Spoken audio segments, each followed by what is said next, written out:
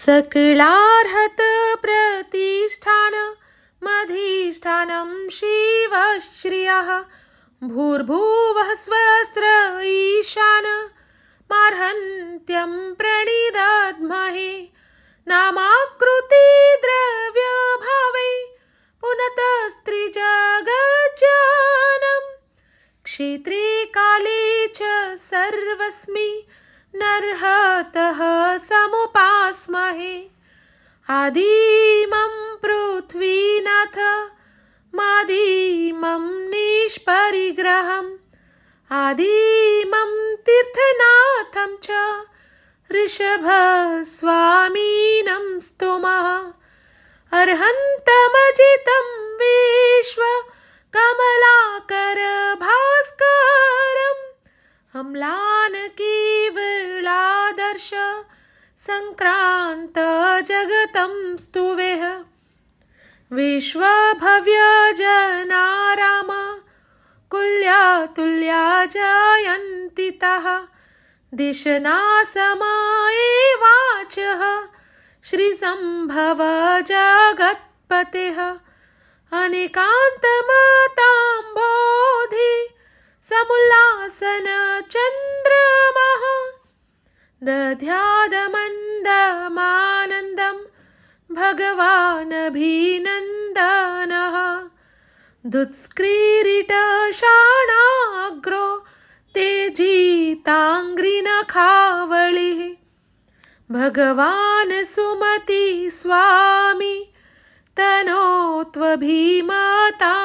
वः पद्मप्रभ प्रभोर्देह भासः पुष्णान्तु वः श्रियम् अन्तरङ्गारिमथने कोपाटोपादिवारुणः श्रीसुपार्श्वजिनेन्द्राय महीन्द्रमहिताङ्घ्रये नमश्चतुर्वर्णसङ्घ गगनाभोगभास्वते चन्द्रप्रभ प्रभोश्चन्द्र मरीचिनीचयोज्ज्वला मूर्तिर्मूर्तसितध्यान निर्मितेव श्रियेस्तुवः करामलकवद्विषं कलयन् केवलश्रिया अचिन्त्यमाहात्म्यनिधिः सुविधिर्बोधयेस्तुवः सत्त्वानां परमानन्द कन्दोदभेदनवाम्बुदः स्याद्वादामृतनेस्यन्ति शीतलः पातु वोजिनः भवरोगार्तजन्तुना मगदङ्कारदर्शनः निःश्रेयस श्रीरमणः श्रेयांसः श्रेयसेस्तुवः विश्वोपकारकीभूत तीर्थकृत्यर्मा सुरासुरनरेह पूज्यो वासुपूज्यः पुनातु वः विमलस्वामिनो वाचः कतकक्षोदसोदराः जयन्ति त्रिजगच्चेतो जलनैर्मल्यहेतवः स्वयंभुरमणस्पर्धी करुणारसवारिणा अनन्तजिदनन्तां वः प्रयच्छतु सुखश्रियम् कल्पद्रुमसधर्मण मिष्टप्राप्तो शरीरिणां चतुर्धा धर्मदेष्टारं धर्मनाथमुपास्महे सुधासोदर वाग्ज्योत्स्ना निर्मलीकृतदिङ्मुखः मृगलक्ष्मः तमः शान्ते शान्तिनाथ जिनोऽस्तु वः। श्रीकुण्ठुनाथो भगवान् सनाथोऽतिशयर्दिभिः सुरासुरनृनाथानामेकनाथोऽस्तु वः श्रिये। अरनाथस्तु भगवान् चतुर्थारनभोरविः चतुर्थपुरुषार्थश्री विलासं वितनोतु वः।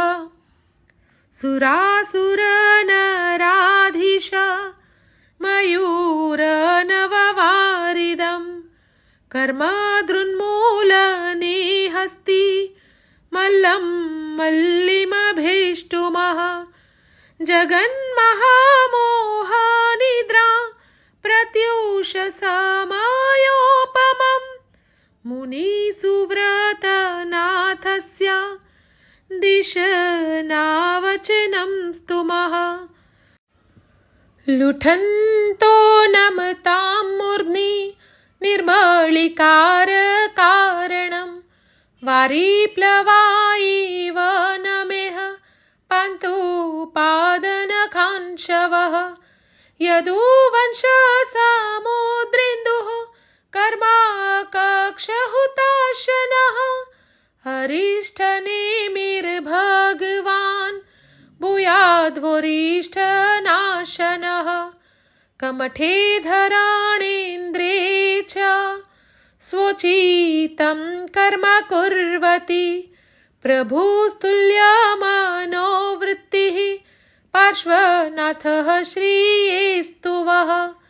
श्रीमते वीरनाथाय सनाथायाद्भुतश्रिया महानन्द सरोराज मरालायार्हते नमः। कृतापराधेऽपि जने कृपामन्थरतारयोः ईषद्बाष्पार्धयोर्भद्रं श्रीवीरजिननेत्रयोः। जयति विजितान्यतेजा सुरासुराधीशसेवितः श्रीमान् विमलस्त्रसविरहित श्रीभुवनचूडामणिर्भगवान्। वीरः सर्वसुरासुरेन्द्रमहितो वीरं बुधाः संश्रिता वीरेणाभिहतः स्वकर्मनिचयो वीराय नित्यं नमः। वीरातीर्थमिदं प्रवृत्तमतुलं वीरस्य घोरं तपो वीरे श्रीधृतिकीर्तिकान्तिनिचयः श्रीवीरभद्रं दिश। अवनीतलगतानां कृत्रिमानां वरभवनगतानां दिव्यवैमानिकानाम् इह मनुजकृतानां देवराजार्चितानां जिनवरभवनानां भवतोऽहं नमामि। सर्वेषां वेदसामाद्य मादिमं परमेष्ठिनां देवाधिदेवं सर्वज्ञं श्रीवीरं प्रणिदध्महे। देवोनेकभवार्जितोर्जितमहा पापप्रदीपानलो देवः सिद्धिवधू विशालहृदया लङ्कारहारोपमः।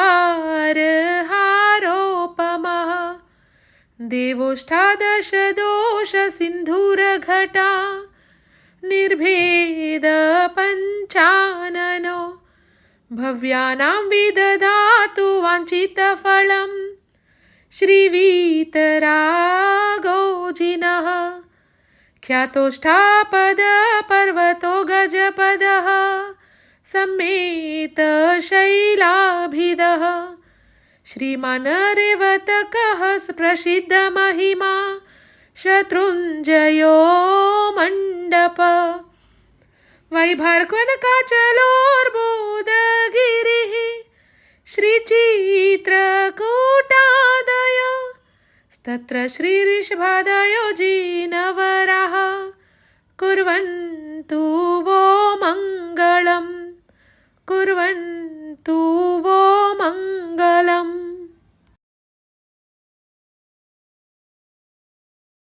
स्नातस्याप्रतिमस्य मेरुशिखरे शच्या विभोषैषवे रूपालोकनविस्मयारतरस भ्रान्त्या भ्रमचक्षुषा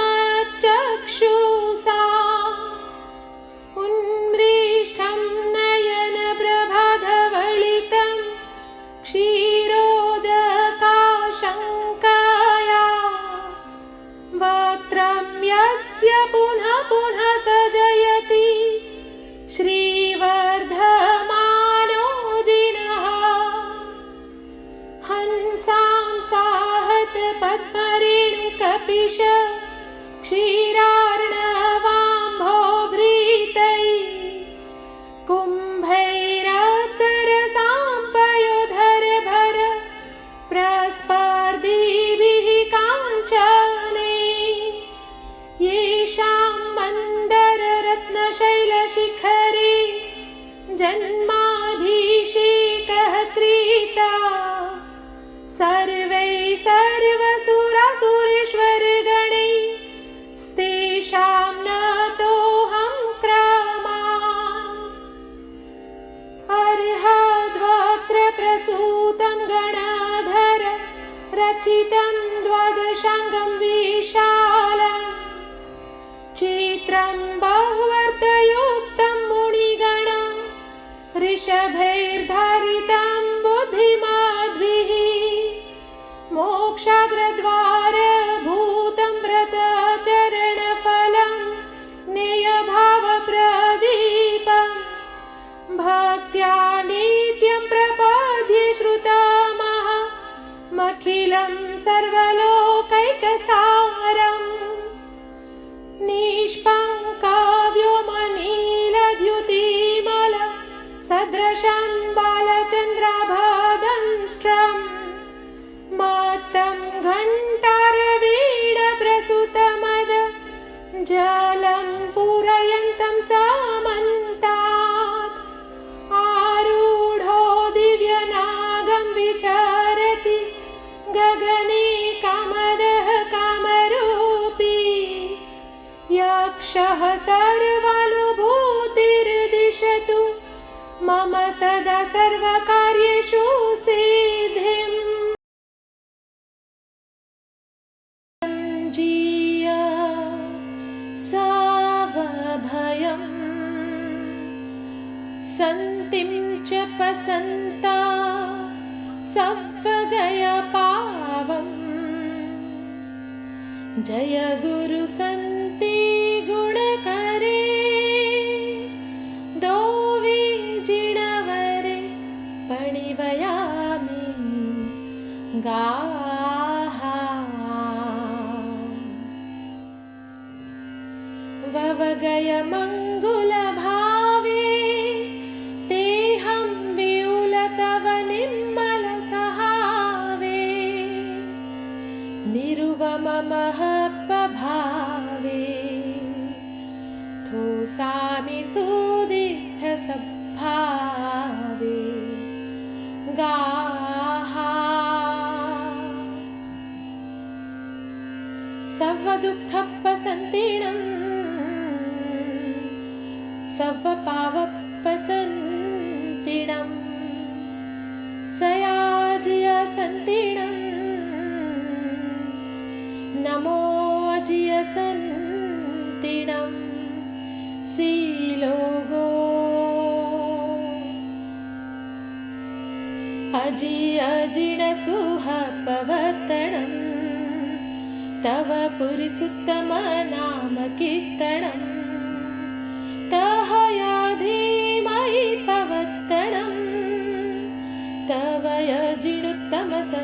कीर्तनं मागहिया किरिया विहि संचिया कम्मा किलेस विमुखयरम्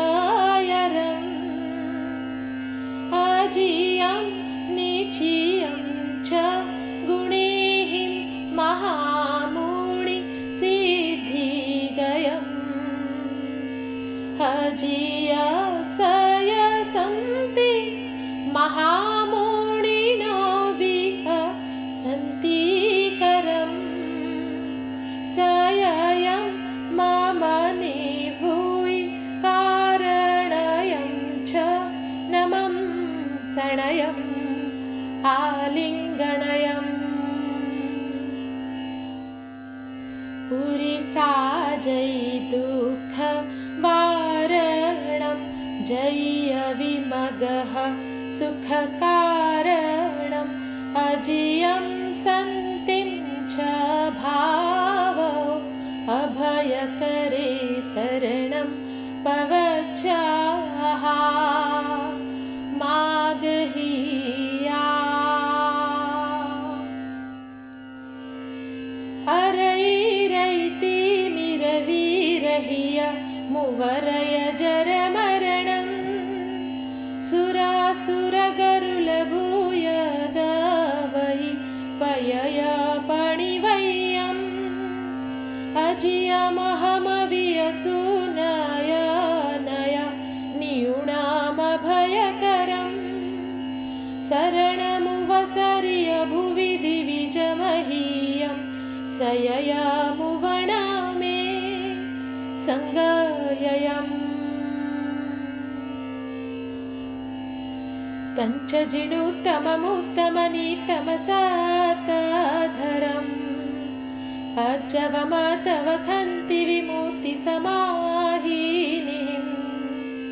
सन्तिकरं प्रणमामिदमुत्तमतीर्थयरम् सन्ति मुनि मम सन्ति समाहिवरं दिशो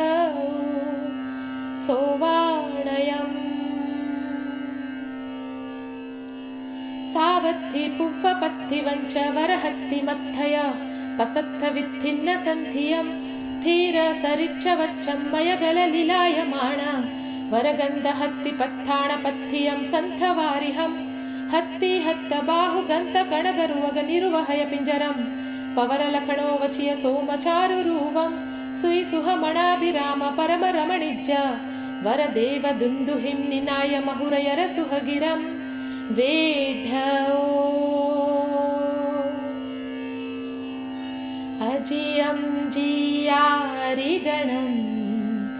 जियसवभयं भवो हरियुं प्रणमामि अहं पयो पावं पसमेयु मे भयवं रासालुद्धो कुरुजनवय हत्तिणाउर नरिसरो पडमंतो महाचक्कवट्टि भोये महप्पभावो जो बावत्तरि पुरवर सहस्रवर नगर निगमा जणवय वैबत्ति साराय वर सहसानुयाय मग्गो 14 वर रैण नव महानिः 64 सहस्र पवर जुवैण सुंदर वै चुलसी हय गय रहसय सहस्र सामी छन्न वै गाम कोडि सामी आसी जो भार हम्मि भयवं वेढो तं सन्तिं सन्तिकरं सन्तीर्णं सव्वभया सन्तिं थुणामि जीर्णं सन्तिं विहेउ मे रासानन्दियम्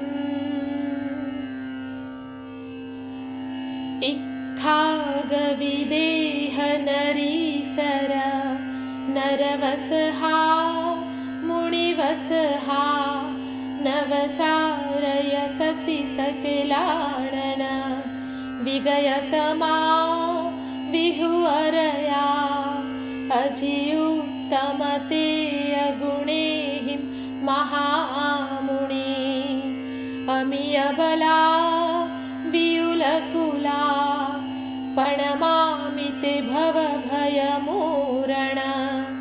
जगशरणा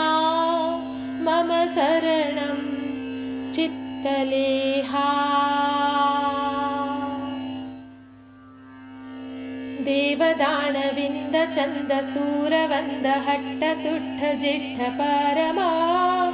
लट्ठरूपधन्तरूपपट्टसेयसुधनिधधवल दन्तपन्ति सन्ति सति कीर्तिमूर्ति जुत्ति गुत्ति पवरा दित्ततेय वन्दधेय सव्वलो भावियप्प भावनेय पैसमि समाहिन् नाराययो। विमलससिकलैर्य सोमं वितिमिरसूरकरैर्यतेयं तियसवैगणैर्यरूवं धरणीधरपवरैर्यसारं कुसुमलया। सत्तेऽसयाजियं सारीरेऽबलेऽजियं तव संयमेय अजियम् एष धुणामि जिणम् अजियं भुवगपरिरिङ्गियम्। सोमगुणेहिं पावैन तं नवसरयससि तेयगुणेहिं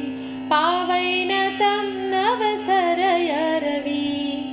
रुवगुणेहिं पावैन तं तेयसगणवै सारगुणेहिं पावैन तं धरणीधरवै खिज्जिययम्। तित्तवरपवतयं तमरयरहियं धीरजनचुअचियं चुअकलिकलुषं चुअकलिकलुषं सन्ति सुहपवतयतिगरणपयो सन्ति महं महामुनिशरणमुवण मे ललीययम्। विणोणय सिरिरय्यञ्जलिरिसिगण सन्धुवं थिमियं विभुहाहिव गणवै नरवै तुवमयि अचियं बहुसो ऐरुगय सरय दिवायर समहिय सपभं तव सा गयनं गणविहरण समूह्य चारण वन्द्यं शिरसा किसलयमाला। असुरगरुलपरिवन्द्यं किन्नरोरगनामंसियं देवकोडिसयसन्धुवं समणसङ्गपरिवन्द्यं सुमुहम्। अभयम् अणहम् अरयम् अरुयम् अजियम् अजियं पयोपणमे विज्जुविलसियम्। आगया वरविमानदीपकणग रहतुरय पहकरसयेहिं हूलियं ससम्भमो वारण खूबिय लूलिय चलकुण्डलङ्गयतिरिड सोहन्तमौलिमाला वेढो। झंसुरसङ्गा सासुरसङ्घा वीरवियुता भक्तिसुजूता आयरभूषिय सम्भमपिण्डिय सुट्टु सुविम्मिय सव्वबलोघा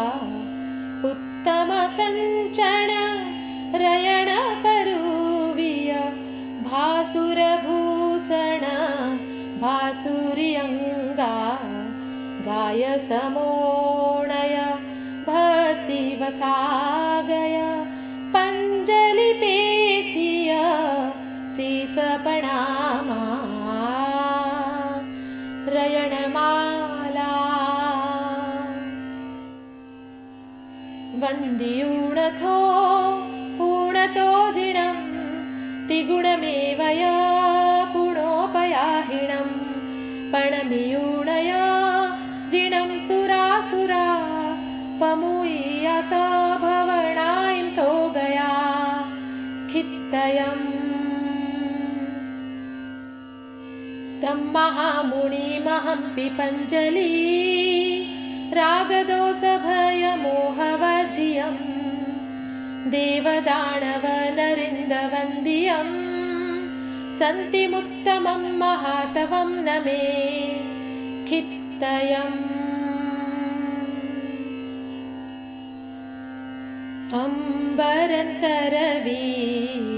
अम्बरन्तरवीयारणियाहिं ललियहंसवहु गामिण्याहिं पीणसोणीथण सालिण्याहिं सकलकमलदल लोअण्याहिं दीवयम्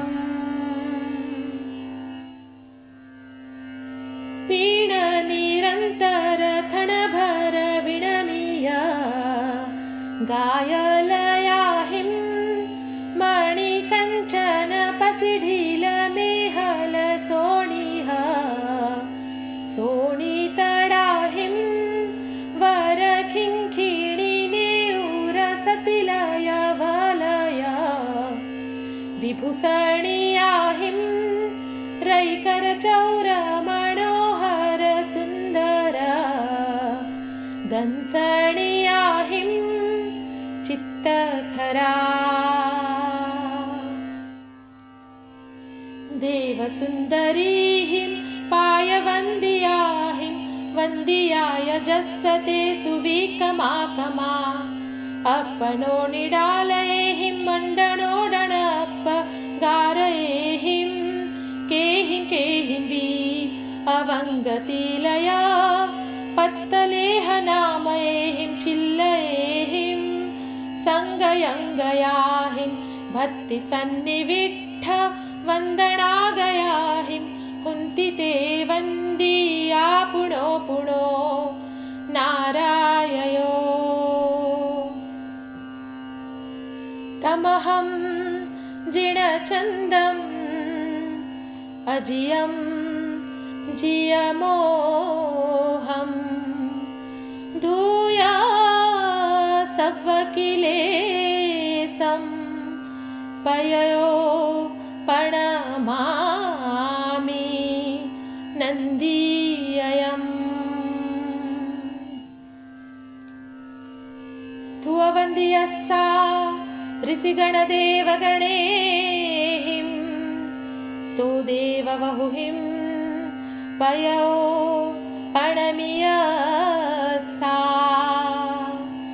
जस जगुत्तमसासनसा भक्तिवसागय पैण्डिययाहिं देववरच्छरसा बहुआहिं सुरवररैगुणपण्डिययाहिं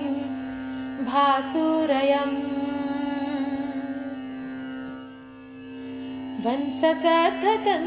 वंशसद्धतन्तितालमेलिये तियुखराभिराम सद्धमीस एकय सुईसमाननेय शुद्ध सचगीय पायजालघण्टीयाहिं वलयमेहला कलावने उराभिराम सद्धमीस एकय देवनठ्ठियाहिं भाव भाव विभ्रमपगारयेहिं नच्चियूणाङ्गहारयेहिं वन्द्याय जस्सते सुविकमाकमा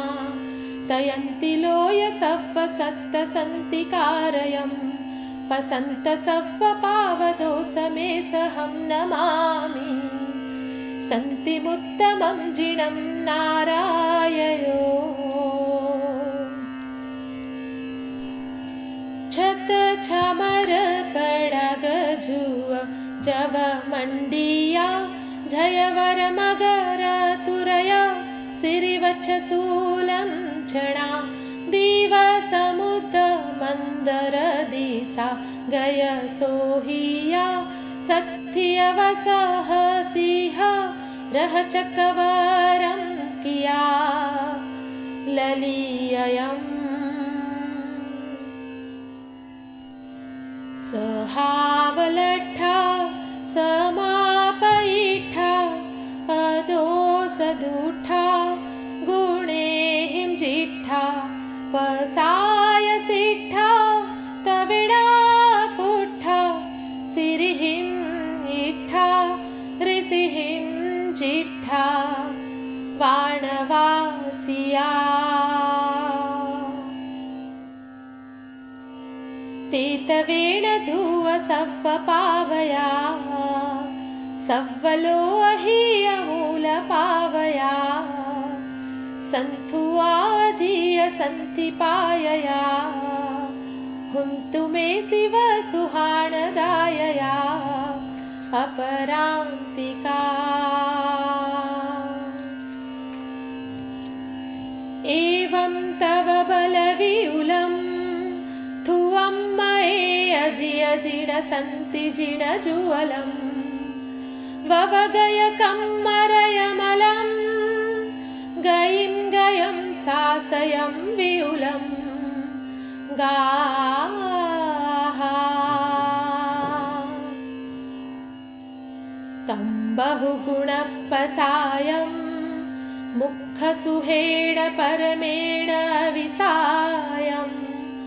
नासेऊ मे विसायं कुणौ अपरिसावि अपसायं गाः तम्मोएयु अनन्दिं पावेयु अनन्दिसेणमभिनन्दिं परिसावि असुहनन्दिं मम यदिसौ संजमे नन्दिं गाः पक्षीय चौमासीय संवत्सर्येयवस्सभणीय वो सो अवो सवेहिं उवसग्गनिवारणो एसो उवसग्गनिवारणो एसो जो पढ़ई जो अनि सुनई उभो कालं पियजिय सन्ति थयं न हुन्ति तस्स रोगा पुव्वुत्पन्ना विनाशन्ति जैच्छः परमपयम् अहवाकित्तिं सुविथडं भुवने तातेलुकुद्धरणे जिनवयणे आयरं पुनः जिनवयणे आयरं पुनः जिनवयणे आयरं पुनः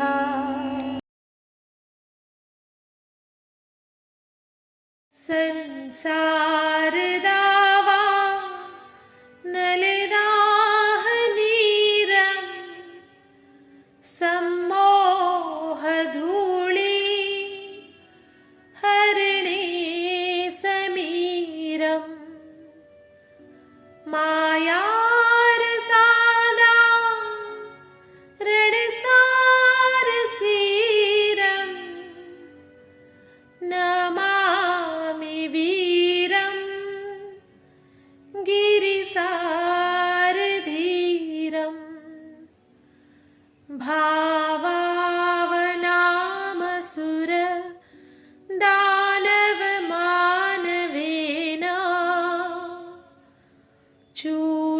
चूलाविलोल कमलावलिमालितानि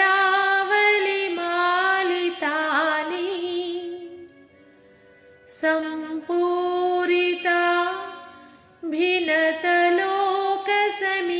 भिन्नतलोकसमीहितानि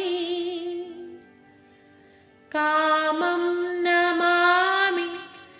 जिनराजपदानि तानि बोधागाधं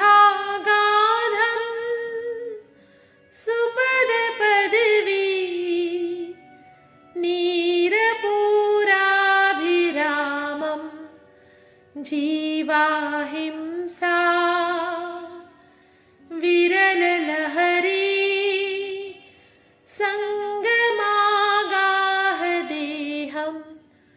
चूलावेलं गुरुगममणि सङ्कुलं दूरपारं सारं वीरा गमजलनिधिं सादरं साधु सेवे आमूलालोलधूळि बहुलपरिमळा लीढलोलालिमाळा झङ्कारारावसारा मलदलकमला गारभूमिनिवासे छाया संभारसारे वरकमलकरे तारहाराभिरामे वाणी सन्दोहदेहे भवविरहवरं देहि मे